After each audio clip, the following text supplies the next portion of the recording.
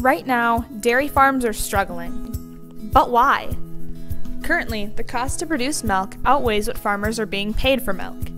The median farm income for 2018 is projected to be negative $1,316. That means farms are operating at a loss. Due to the low income rates, some farms have been forced to close. The United States has lost 1,600 dairy farms last year. That's more than 4 farms per day. Over the last decade, there's been a 30% decline in the number of dairy farms. It's gotten to the point that some milk co-ops have even included a phone number for a suicide prevention hotline alongside the farmer's milk check. I spoke with 2 industry experts to get all the facts on what's going on and to see how we can save America's dairy. My background is dairy and beef, so my job is basically to design and implement applied research studies, mainly on nutrition. I grew up as the 3rd generation right here on my family's dairy farm, Annexstad Dairy Farm. So as Princess Kay, I get to share the story of Minnesota's dairy farmers all throughout the state. This is something that I really enjoy, and I've really enjoyed my year so far. 97% of dairy farms in this state are family farms. They're not corporate. So the other misconception is that people think, well, they're all corporations, and it's not true. Because cattle are the bread and butter for farmers, both dairy and beef.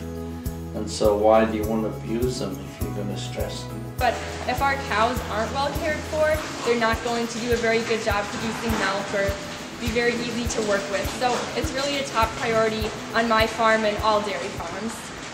But it doesn't matter if a farm has 40 cows or if a farm has 2,000 cows. I think that all farmers really have the same goal of providing a nice care for their animals and a safe and wholesome food that we can all enjoy. Cows produce milk naturally, so after they have a calf at about 2 years of age, they start naturally producing milk for that calf, but they produce way more milk than one calf needs, so that's why we're able to use their milk for us to drink and to be made into cheese and yogurt and other dairy products. Another cool thing is that milk goes from the farm to the store in less than 48 hours, so it's really fresh and local. You know, it can only travel so far in 48 hours. When somebody asks you about factory farms, you kind of say, yes, well, from your perspective I can see you agree, but let me tell you what's really going on on the dairy farm. Have you been to a dairy farm lately? Not you, but one. Yeah. No, never been. Well, perhaps I can take you there and show you what's going on. Dairy farmers seem to be struggling. Is there any way that we can help with that?